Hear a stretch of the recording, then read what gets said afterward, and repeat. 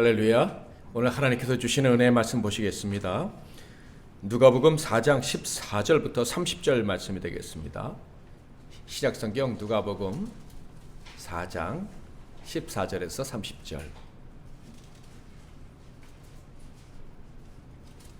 신약성경 누가복음 4장 14절에서 30절 말씀을 제가 봉독해 드리겠습니다. 영상을 참조하실 분들은 참조하십시오. 예수께서 성령의 능력으로 갈릴리에 돌아가시니 그 소문이 사방에 퍼졌고 친히 그 여러 회당에서 가르치심에 무사람에게 칭송을 받으시더라. 예수께서 그 자라나신 곳 나사렛에 이르사 안식일에 늘 하시던 대로 회당에 들어가서 성경을 읽으려고 서심해 선지자 이사야의 글을 들이거늘 책을 펴서 이렇게 기록된 데를 찾으시니 곧 주의 성령이 내게 임하셨으니 이는 가난한 자에게 복음을 전하게 하시려고 내게 기름을 부으시고 나를 보내사 포로된 자에게 자유를, 눈먼 자에게 다시 보게 함을 전파하며 눌린 자를 자유롭게 하고 주의 은혜의 해를 전파하게 하려 하심이라 하였더라. 책을 덮어 그 맡은 자에게 주시고 앉으시니 회당에 있는 자들이 다 주목하여 보더라. 이에 예수께서 그들에게 말씀하시되 이 글이 오늘 너희 귀에 응하였느니라 하시니 그들이 다 그를 증언하고 그 입으로 나오는 바 은혜로운 말을 놀랍게 여겨 이르되 이 사람이 요셉의 아들이 아니냐? 예수께서 그들에게 이르시되 너희가 반드시 의사야 너 자신을 고치라 하는 속담을 인용하여 내게 말하기를 우리가 들은 바 가버나움에서 행한 일을 내 고향 여기서도 행하라 하리라. 또 이르시되 내가 진실로 너희에게 이르노니 선지자가 고향에서는 환영을 받는 자가 없느니라. 내가 참으로 너희에게 이르노니 엘리야 시대에 하늘이 3년 6개월간 닫히어 온 땅에 큰 충년이 들었을 때 이스라엘에 많은 과부가 있었으되 엘리야가 그중 한 사람에게도 보내심을 받지 않고 오직 시돈 땅에 있는 사렙다의 한 과부에게 뿐이었으며 또 선지자 엘리사 때에 이스라엘에 많은 나병 환자가 있었으되 그 중에 한 사람도 깨끗함을 얻지 못하고 오직 수리아 사람 나아만 뿐이었느니라. 회당에 있는 자들이 이것을 듣고 다 크게 화가 나서 일어나 동네 밖으로 쫓아내어 그 동네가 건설된 산 난떨어지까지 끌고 가서 밀쳐 떨어뜨리고자 하되 예수께서 그들 가운데로 지나서 가시니라. 아멘. 할렐루야.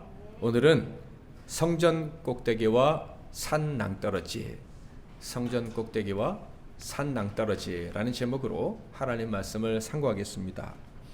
예수님의 공생의 시작은 극적인 상황의 연속이었습니다. 사실 말이 좋아 극적이지 힘든 상황의 연속이었다라고 하는 것이 더 옳을 거예요.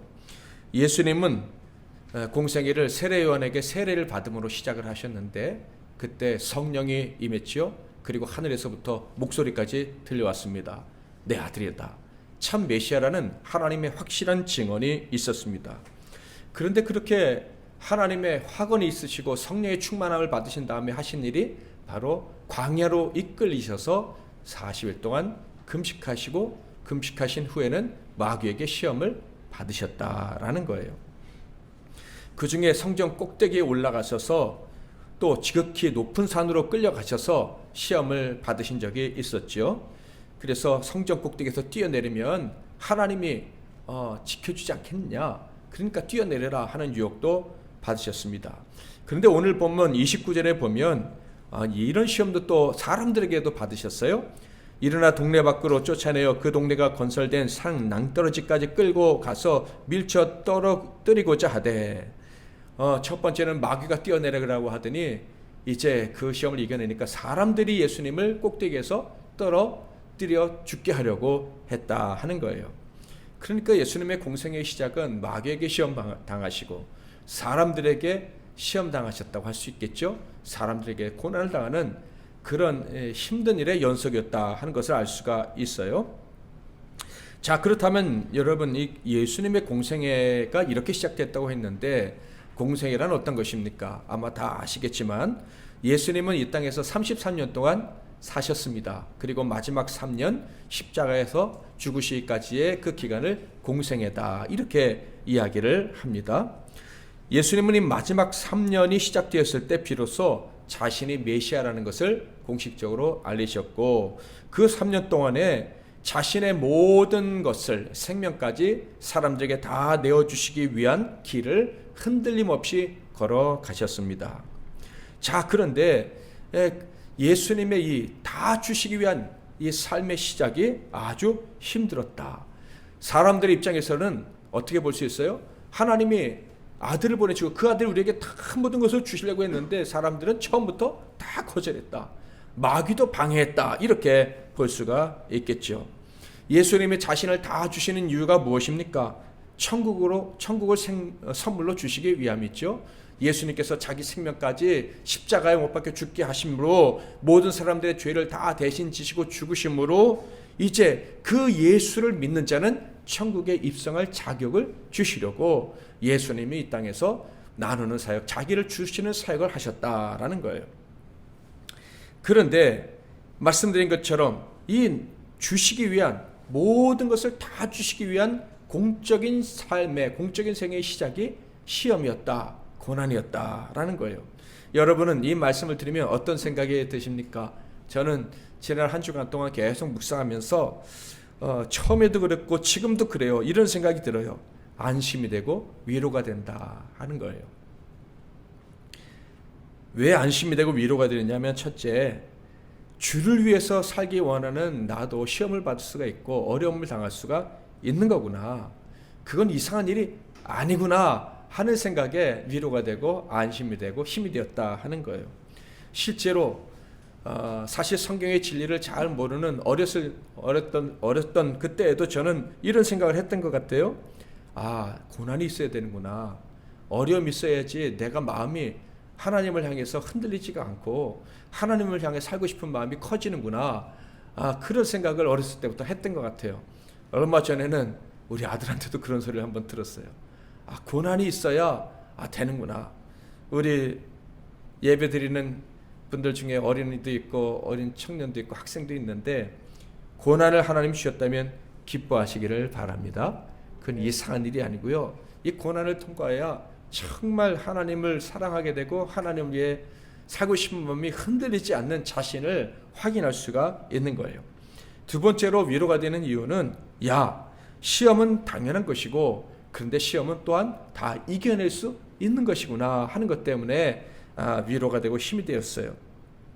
결국 이 시험을 통해서, 고난을 통해서 십자가의 고난을 이길 힘을 하나님이 주시는구나. 또한 십자가를 이길 힘이 너에게 있다는 것을 확인시켜 주시는구나 하는 것을 깨닫게 되었습니다. 그러므로 주를 위해 살아가는 것이 결코 쉽지 않지만 주를 위해 살아가는 사람은 반드시 이겨낼 수 있다라는 확신을 갖게 되었어요. 사실 오늘날 예수 믿고 산다는 것은 정말 힘든 일이고 앞으로 점점 더 어려워질 것 같아요.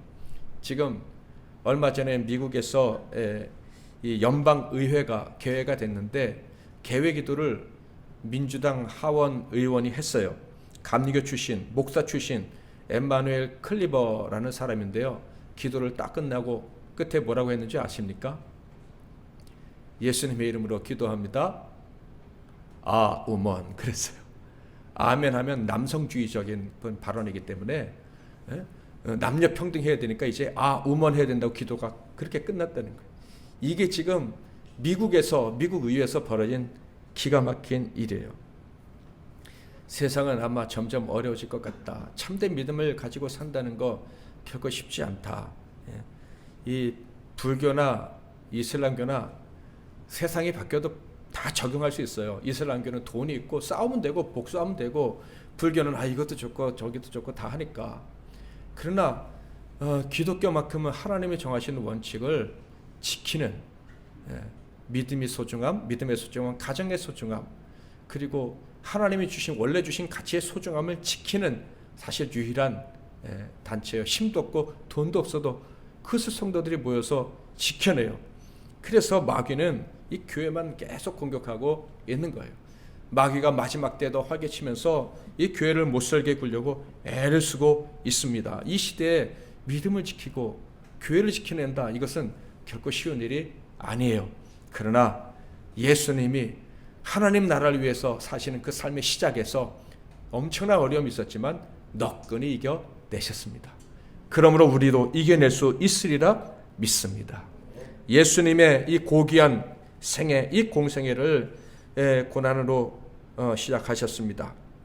그러나 그 마귀의 시험을 너끈 이겨내자 어떤 일이 벌어졌죠? 하나님이 능력을 베풀어 주셨습니다.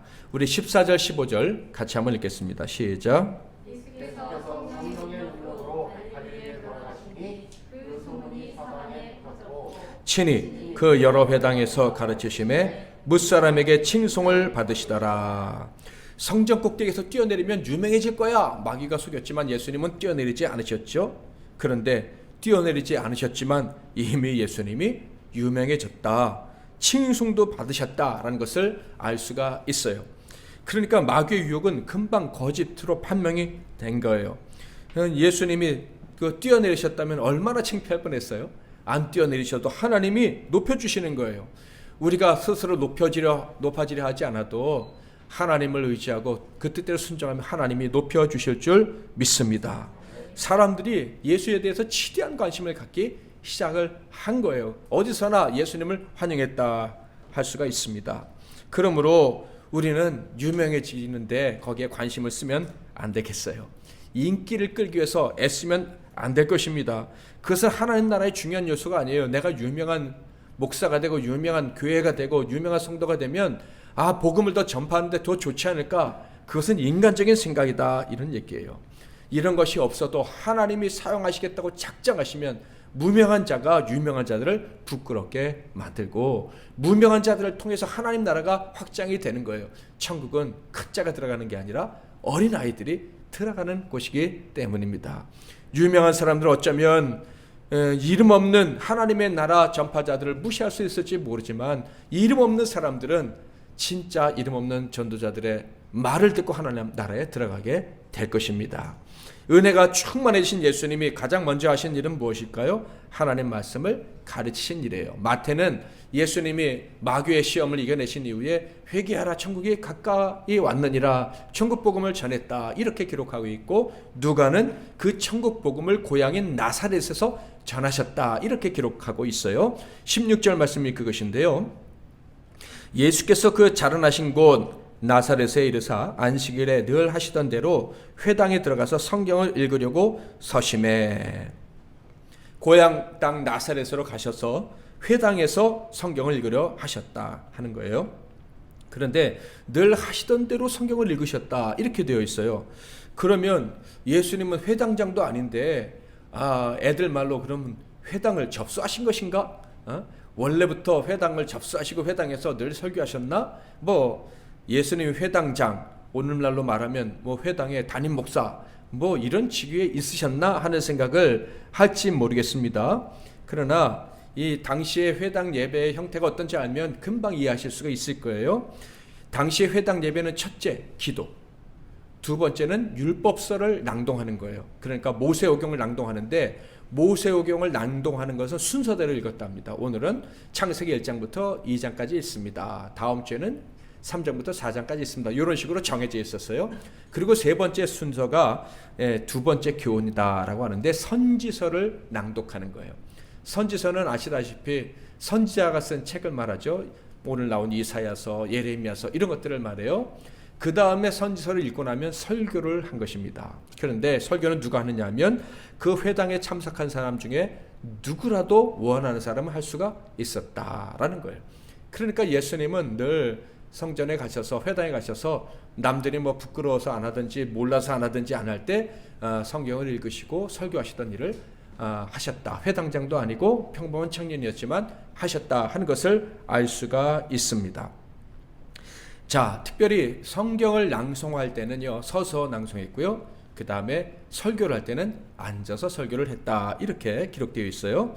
자, 그래서 성경을 읽으려고 서셨다, 이렇게 돼 있죠. 성경을 읽으신 다음에는 앉으셨겠죠. 자, 어디를 읽으셨는지, 이사야 61장 1절 2절을 읽으셨는데, 그것이 1절 2절이 이제 18절 19절 20절에 18절 19절에 기록되어 있어요.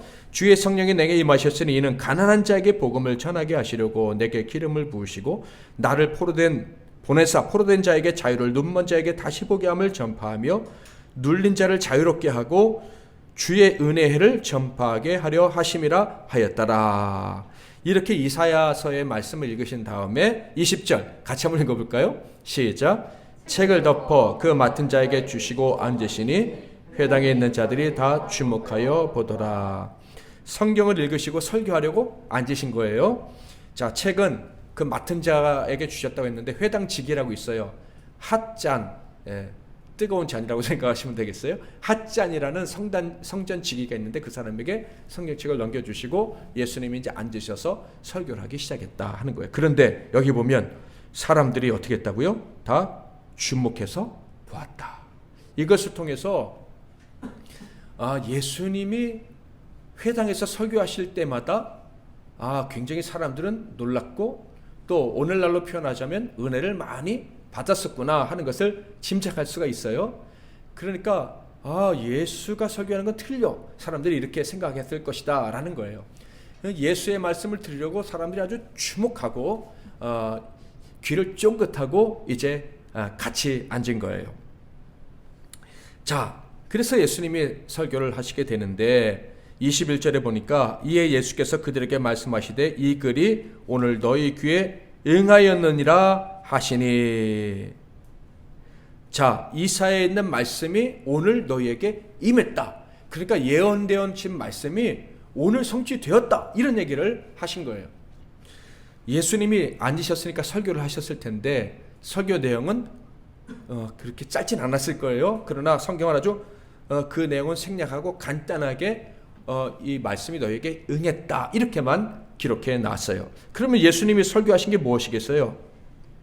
하나님의 영이 나에게 임했다.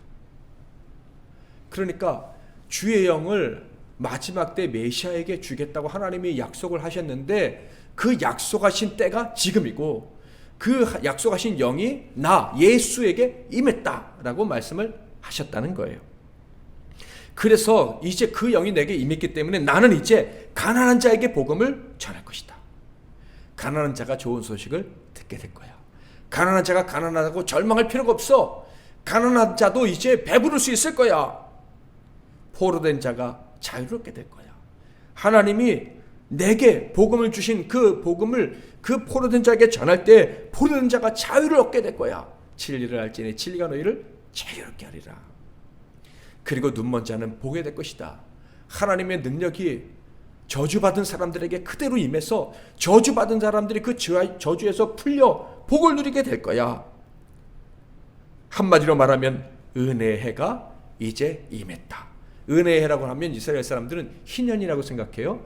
빚이 다 사라지고 다시 하나님 원래 주셨던 그 땅에서 자기 땅에서 충분히 먹고 살 수 있는 그런 그 모든 것들을 다 소유하고 당당하게 모든 사람과 똑같이 살 수 있는 그런 때를 희년이라고 하는데 그 희년이 임했다라고 예수님이 말씀을 하신 거예요.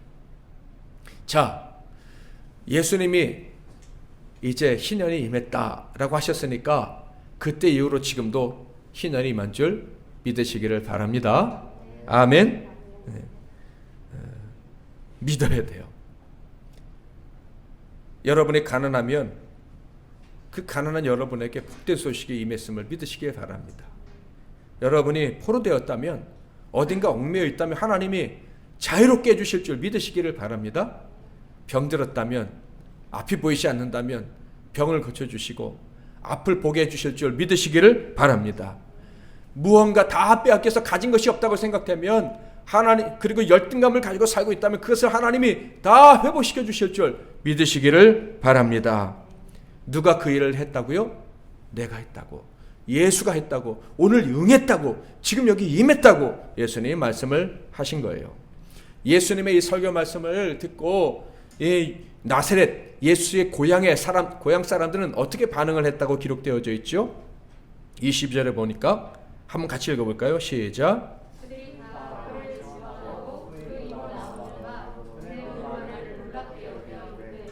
이 사람이 요셉의 아들이 아니냐. 예수의 말씀을 은혜로운 말로 여겼대요. 그리고 그들이 다 그를 증언했다. 이게 뭐래요? 예수에 대해서 얘기했다는 거예요. 야, 예수가 설교를 너무 잘해. 야, 예수의 설교는 너무 은혜로워. 예수의 설교는 너무 놀라. 그랬다는 거예요. 그런데 갑자기 뒷부분에 보면 분위기가 싹 바뀌어 버렸어요. 그런데 이 사람이 요셉의 아들이 아니냐 이렇게 말했다는 거예요. 학자들은요 이 부분을 보면서 좀 이해가 안 된다고 생각하는 사람들도 있어요. 은혜를 받았는데 왜 갑자기 분위기가 식어버렸느냐, 어떻게 이렇게 갑자기 사람들의 마음이 바뀔 수 있느냐, 너무 이상하다 이렇게 주장하는 사람들이 있어요. 마가복음에는요 더 자세하게 얘기를 해주고 있는데 이 사람이 마리아의 아들 요셉의 아들 목수가 아니냐, 부모도 알고 직업도 안다. 그리고 야고보, 요셉, 유다, 시몬, 예수의 형제들, 동생들 우리가 다 같이 자라지 않았냐, 다 알지 않느냐, 그리고 그 누이들도 우리가 다 안다. 응? 아니, 가난한 목수의 아들인데 뭐 가난한 목수니까 그 집에 자식들도 많으니까 정말 가난했을 가능성이 높겠죠. 그런데 저 친구가 저렇게 은혜롭게 설교를 하는 것까지는 좋은데 자기가 메시아라고? 응? 우리가 다 아는데 메시아라고? 하면서 배척을 한 거예요. 배척을. 마가복음 6장 3절에 보면 예수를 배척했다 이렇게 기록되어져 있습니다. 가끔 저도 이런 경험을 해요. 목사님 설교 참 은혜 받았습니다. 목사님 설교 참 깊으시네요. 어떻게 그렇게 해석을 하셨어요? 탐복의 말도 하시고 칭찬도 해주고. 그런데 문제는 변하지는 않아요. 설교에 은혜 받았다고 하고 뭐 설교가 참 훌륭하다고 뭐 칭찬을 해주시는데 진심인지 가짜인지 모르겠어요. 그러나 진심으로 저는 받아들이려고 해요. 그런데 문제는 변하진 않는다는 거예요. 어떤 목사님이 설교를 너무 잘하신다고 그 목사님 너무 막 설교를 다 쪼개신다고 목사님도 한번 들어보세요. 다른 목사님 또 저한테 자랑하시는 분도 있어요. 그런데 그분이 교회에서 생활하시는 거 보면은 이 사람 저 사람 상처 주고 뭐 교회 가르고 이런 일을 해요. 은혜 받는 것과 실제 은혜로운 삶으로 변화되는 것은 다른 일이다 하는 것을 알 수가 있어요. 왜 이런 일이 벌어집니까? 마귀가 그 마음이 갑자기 은혜로운 자리로부터 도망가도록 계속 일을 하고 있기 때문에 그래요. 마귀는요 은혜로운 설교, 하나님의 말씀을 거부할 조건들을 아주 신속하게 사람들에게 심어주는 거예요. 그 은혜 받았으면 그 말씀대로 살려고 발버둥 치고 애쓸 수 있기를 주님의 이름으로 축복합니다. 은혜 받았으니까 다 됐다 생각하면 그건 큰일 나는 거예요. 마귀가 성공한 거예요. 은혜 받게 해줄 수는 있어요. 그러나 그 말씀대로 살지 못하게 마귀는 계속 조장할 수 있다는 것을 우리는 잊으면 안 된다 하는 거예요. 13절에 보니까 마귀가 모든 시험을 다 한 후에 얼마 동안 떠나니라. 예수님을 시험한 다음에 마귀가 떠났다 그랬어요. 그렇죠? 그런데 영원히 떠난 게 아니라 얼마 동안 떠났다. 예수님을 산꼭대기에서 자기에게 절하게 만들고 성전 꼭대기에서 뛰어내리게 만드는 그 마귀, 예수를 맺고 복음을 하나님의 나라를 방해하는 그 마귀는요 잠시 떠났다 다시 오는 거예요. 그래서 하나님 나라 복음, 천국 복음을 전하지도 못하게 하고 받지도 못하게 하려고 발버둥 친다. 그러므로 우리가 천국 복음을 받았으면 그것을 정말 소중히 여기고 그 천국 복음을 붙잡고 살려고 발버둥을 쳐야 된다 하는 거예요. 예수님이 말씀을 전하실 때 사람들을 은혜롭게 여겼지만 곧 배척을 했습니다. 뜨겁다가 금방 냉담해지는 정말 기가 막힌 일을 예수님이 경험을 하신 거예요. 그 모습을 보고 예수님이 이런 말씀을 하십니다. 23절 예수께서 그들에게 이르시되 너희가 반드시 의사야 너 자신을 고치라 하는 속담을 인용하여 내게 말하기를 우리가 들은 바 가버나움에서 행한 일을 내 고향 여기서도 행하라 하리라. 먼저 예수님이 유대인들이 흔히 하는 속담 이야기를 하셨어요. 너희들이 그 속담을 가지고 나한테 말할 거다 이런 얘기 하신 거예요.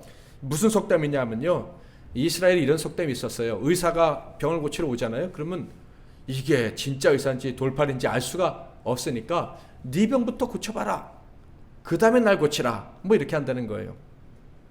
근데 이게 말이 안 되는 게 의사가 자기 병부터 고치려면 의사가 병이 걸려야 되잖아요. 그럼 의사가 병이 안 걸리면 고칠 수 없는 거 아니겠어요? 그러면 결국 의사를 믿지 않는 그 사람들은 병에 그래서 노인받지 못하고 죽게 되는 거예요. 예수님이 그 말씀하신 거죠. 너희들이 구원받고 싶다고 말하지만은 너부터 구원해라. 예수님 십자가에 달리셨을 때도 그런 말씀 들었죠. 십자가에서 내려와 봐라. 그럼 믿겠다. 이스라엘 사람들은요 계속해서 이런 논리로 구원을 거절했다 하는 거예요. 왜 이런 구원을 거절하는 어리석은 말을 하냐 하면 사실은 구원받고 싶지 않으니까, 은혜를 받고 싶지 않으니까. 이 사람들이 원하는 건 뭡니까? 기적을 보기를 원할 뿐인 거예요. 또 다른 기적. 가버나움에서 기적을 하겠어? 그럼 우리에게 그것도 보여봐. 여러분, 호기심과 믿음은 다른 거예요. 하나님의 말씀에 대해서, 신앙 세계에 대해서 호기심을 가진 사람들은 정말 많습니다. 그런데 정말 믿는 사람들은 많지 않다는 거. 좁은 문으로 들어가는 사람은 많지 않다는 것을 우리는 꼭 기억하시기를 바랍니다. 예수님께서 그 광야에서 시험 받으신 게 뭐예요? 너 자신을 증명해라 아닌 거예요?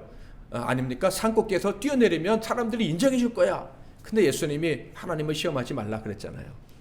사람들은 계속 하나님을 시험하는 거예요.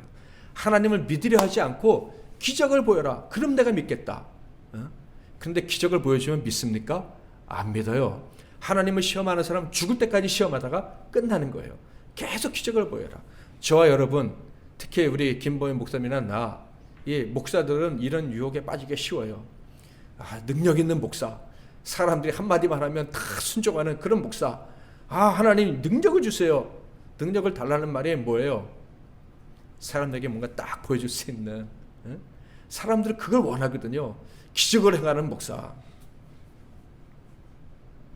그게 바로 성전 꼭대기에서 뛰어내리라는 마귀의 유혹인 거예요. 그런 기적을 요구하는 사람들은요, 기적을 보여줘도 믿지 않는 거예요. 나사렛 사람들의 태도는 바로 믿음 없는 자들의 전형을 보여주는 거예요.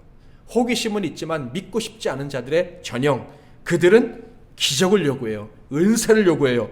말씀을 그대로 말씀으로 받아들이고 믿고 순종하려는 삶은 별로 관심이 없다 하는 거예요. 여러분, 기적이 중요한 게 아니라, 증거가 중요한 게 아니라 우리에게 믿음이 있다는 사실이 중요하다는 것. 이것을 꼭 기억하시기를 바랍니다.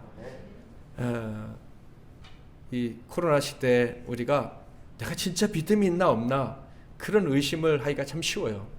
고난이 찾아오면 내 믿음이 진짠가? 하나님이 정말 내게 은혜를 주시는 게 맞는가? 이런 생각을 하기가 참 쉽습니다. 그런데 바로 이때 하나님을 향해서 우리의 믿음을 보여드릴 수 있기를 축복합니다. 여러분이 이 추위에 이 작은 예배당에 와서 예배드리고 있다는 것 자체가 저는 여러분이 하나님 앞에서 믿음을 증명한 것이다 라고 생각이 듭니다. 말을 안 해서 그렇지 또 얼마나 힘든 하루하루를 살고 계시겠어요? 그런데도 이 하나님 앞에 나와서 예배한다는 거, 이거는 여러분의 믿음을 증명한 거예요. 진짜 은혜를 받으신 거예요.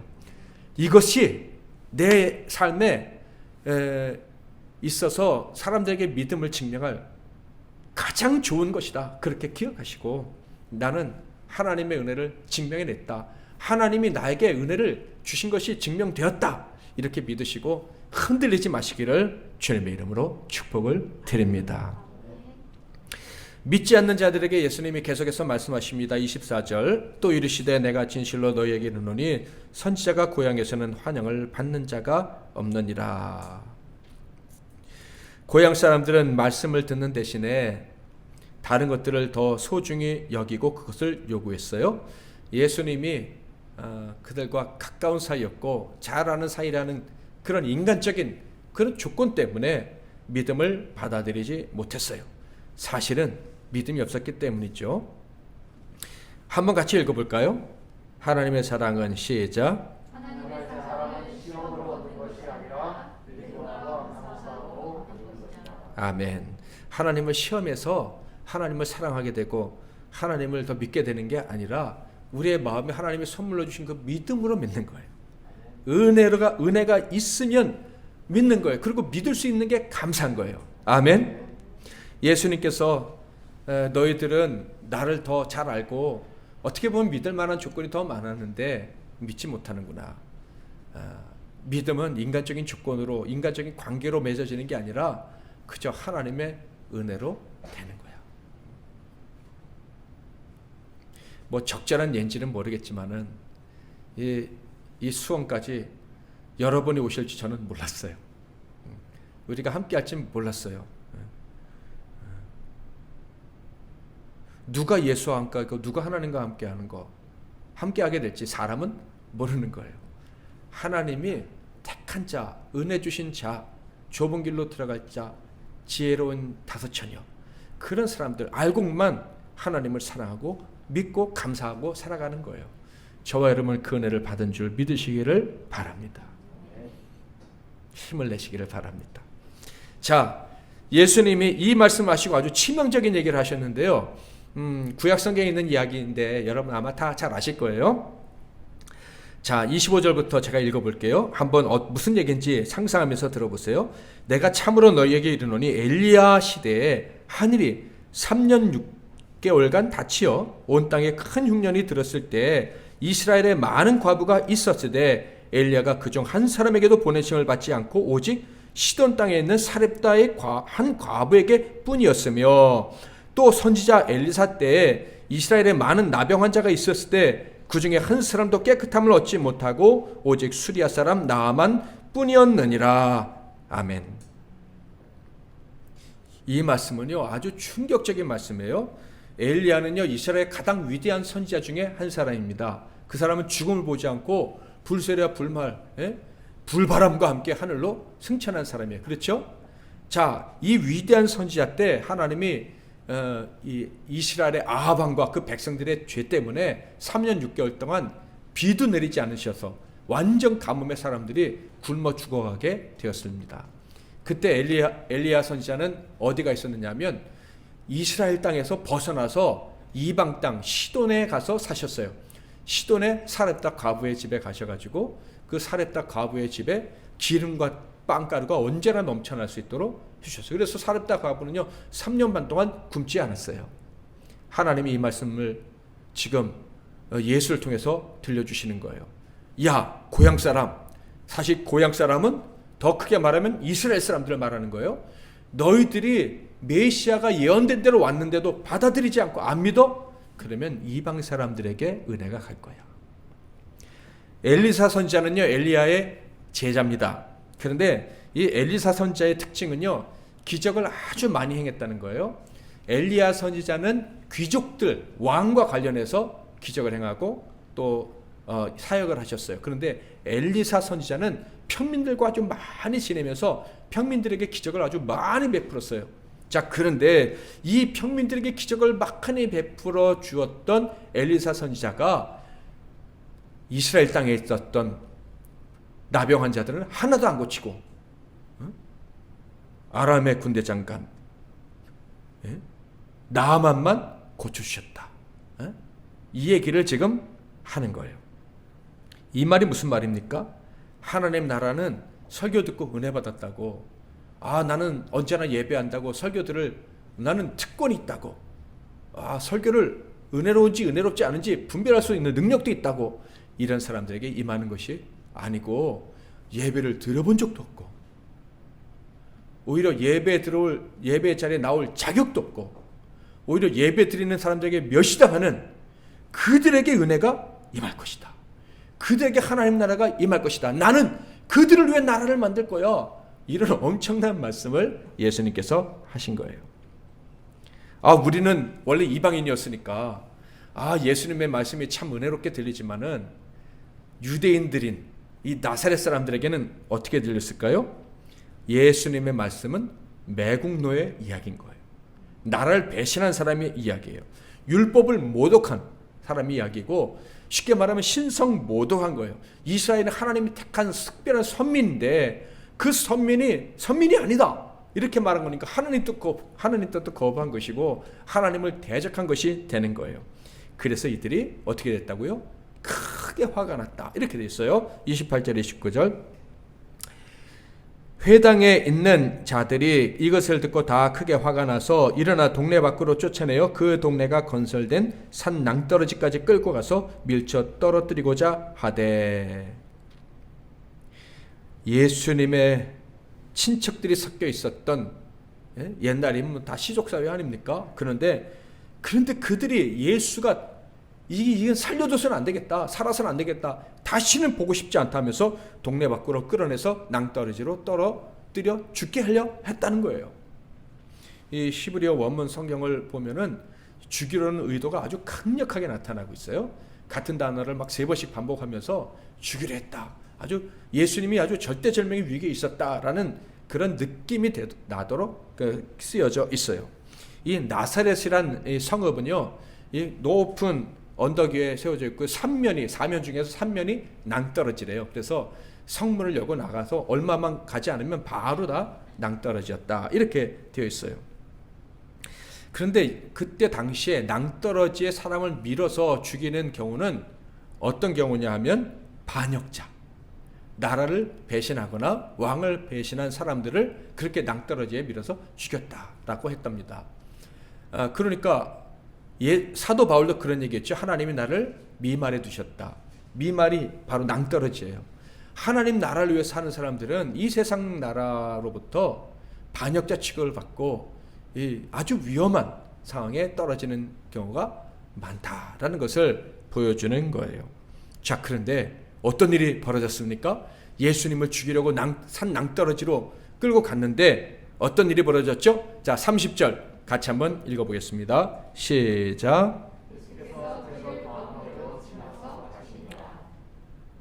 예수님이 예수를 죽이려고 나사렛 사람들이 다 몰려나서 죽이려고 하는데 유유히 이렇게 쓱 그냥 지나서 가셨다는 거예요. 어떻게 이런 일이 벌어졌을까?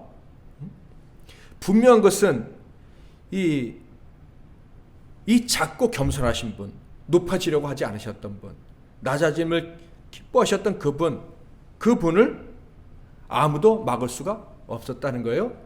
마귀가 예수님을 시험해서 승리할 수 없었듯이 사람들 속에 들어간 마귀가 예수를 건드릴 수 없었다 하는 것입니다.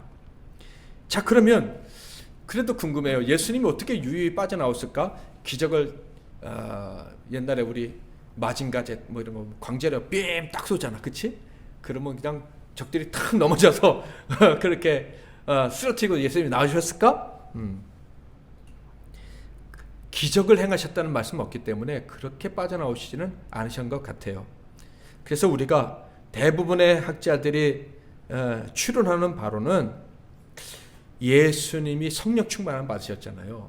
그래서 그 성령 충만하신 예수님께로부터 나오는 이 어떤 범접할 수 없을 위험.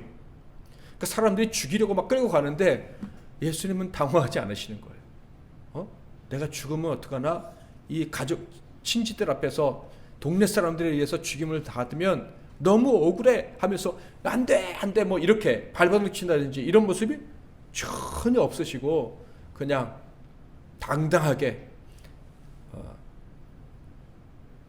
혹은 뭐 비켜라 했다든지 나는 너희들을 떠날 것이다 하면서 떠나셨든지 뭐 사람들이 예수님 말씀에 어떤 저항할 수 없는 그런 사건이 있었을 것 같다라고 상상을 합니다. 어떤 일이 있었습니까? 가늠하다 잡힌 여인 돌로 치려 하니까 예수님이 말씀도 안 하시고 글자 몇 글자 썼더니 사람들이 다 돌을 놓고 떠나간 적이 있지 않았나요?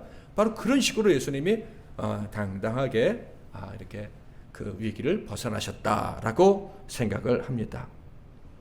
자, 이제 정리를 좀 해볼까요? 예수님의 공생의 시작, 높은 곳으로 원치 않는 그곳으로 끌려가셨어요. 마귀에 의해서는 성전 꼭대기로 끌려가시고 사람들에 의해서는 산 낭떠러지로 끌려가셨어요. 그런데 보면 예수님은 뛰어내릴 필요도 없으셨고 또 밀려 떨어지지도 않으셨다 하는 것을 알 수가 있습니다.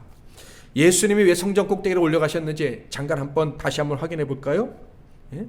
예수님은 낮은 곳 십자가까지 내려가셔야 되는데 마귀가 그걸 치러가지고 예수님을 성전 꼭대기에 올려서 뛰어내려라, 높여줄게 이렇게 하셨던 거예요.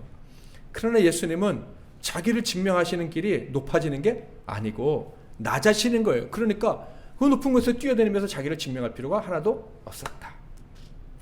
우리가 높아진 것 증명하려고 발버둥 칠 필요가 없습니다. 내가 좋은 학교 들어갔다, 내가 돈을 많이 벌었다, 뭐 이런 거 증명하고 싶어서 발버둥 칠 필요가 하나도 없다 하는 거예요. 그러지 않아도 우리는 하나님의 일을 충분히 감당할 수 있다. 두 번째, 사람들은 왜 예수님을 산 낭떠러지로 끌고 갔습니까?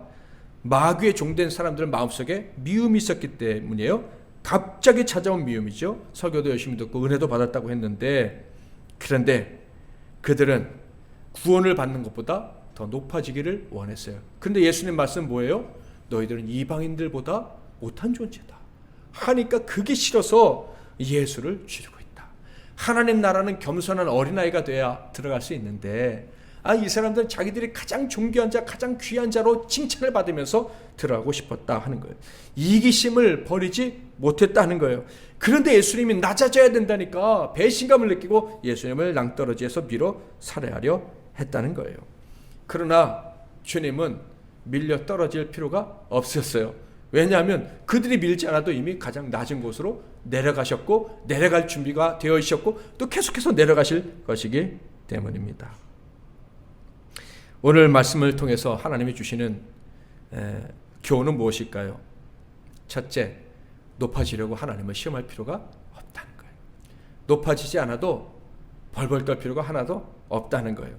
두 번째, 사람들에게 세상에 밀려 떨어질까 염려할 필요도 없다라는 것입니다. 우리는 가장 낮은 곳에 내려가서 살기로 결단한 사람이에요. 올해 주제가 뭐죠? 사랑으로 나누는 교회. 높아지려면 나눌 수가 없는 거예요. 낮아지기로 결정한 사람들이므로 우리는 떨어질까 염려할 필요가 하나도 없다. 지금 혹시 추락하는 것 같은 느낌이 드십니까? 걱정하지 마세요. 낮아지면 낮아질수록 우리는 더 하나님께 쓰임을 받게 될 것입니다. 서두에 말씀드린 것처럼 고난을 받으면, 고난을 알면, 시험을 당하면 하나님의 능력이 더 강하게 나타나는 사람이 될 것입니다. 아멘. 좁은 문으로 들어가는 자 많지 않다고 했잖아요. 낮은 곳으로 기꺼이 내려갈 수 있는 자 많지 않다고 했어요. 죽기까지 낮아지면 하나님이 하늘같이 높여주실 것이다 하는 믿음을 가진 자는 세상에 별로 없어요. 그러나 우리는 그 길을 선택해서 가는 사람들입니다. 그러므로 우리는 낮아질수록 복을 받게 될 거예요. 세상에는 두 종류의 사람밖에 없습니다. 알곡과 죽정이, 지혜로운 다섯 처녀와 미련한 다섯 처녀, 좁은 문으로 들어가는 사람과 넓은 문으로 들어가는 사람. 한마디로 말해서 천국으로 들어갈 자, 지옥으로 들어갈 자, 두 종류의 사람밖에 없어요. 그런데 천국으로 들어갈 사람들은 분명히 마귀의 공격을 받게 됩니다. 높은 곳으로 올라가서 뛰어내려봐, 너를 증명해봐, 교만하게 만들려는 시험. 두 번째로는 낭떠러지에서 밀어 떨어뜨려서 너희들 믿음 지켜봤자 아무것도 아니야 하면서 우리를 두렵게 만들려는 시험. 이 두 가지 시험이 이 세상에 속한 사람들과 그들을 조종하는 마귀에 의해서 우리를 계속 공격하게 될 것입니다. 그러나 그 공격은 다 험한 것들이에요. 우리는 높아지려고 발버둥 치지 않을 것이며 떨어질까봐 벌벌 떨지도 않을 것입니다. 그저 우리가 있는 자리에서 하나님 나라를 전하고 하나님 나라를 자랑하며 하나님 나라 백성 된 것을 기뻐하며 살아가게 될 것입니다. 높여주시든지 낮춰주시든지 우리는 걱정하지 않고 기뻐하며 천국만 자랑하며 살아가게 될 것입니다. 혹시 지금 낭떠러지에 서 있다고 생각되시는 분이 있다면은 내가 더 낮아져야 죽어간 영혼들, 이방인들을 살릴 수 있다 하는 생각으로 기뻐하시기를 바랍니다. 사람들이 밀어도 떨어지는 것 같아도 걱정하지 않는다. 하나님이 떨어뜨리면 거기서 더 크게 사용해 주실 줄 믿는다 하면서 힘을 내시기를 바랍니다. 그리고 그렇게 살려고 작정한 옆에 있는 지체들을 더 귀하게 여기고 함께 격려하면서 끝날까지 달려갈 수 있기를 주님의 이름으로 축복합니다. 아멘. 우리 다 같이 일어나셔서 주기도문 찬양하겠습니다.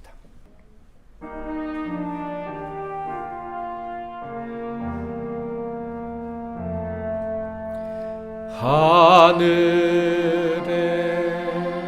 계신 아버지 이름 거룩하사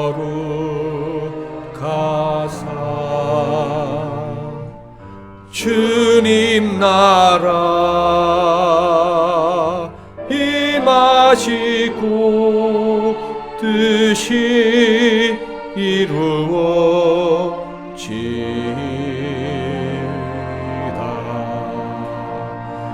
일용할 양식 주시고 우리들의 큰 죄 다 용서하옵시며 또 시험에 들게 마시고 악에서 구원하소서. 대개 주의 나라 주의 권세 주의 영광 영원히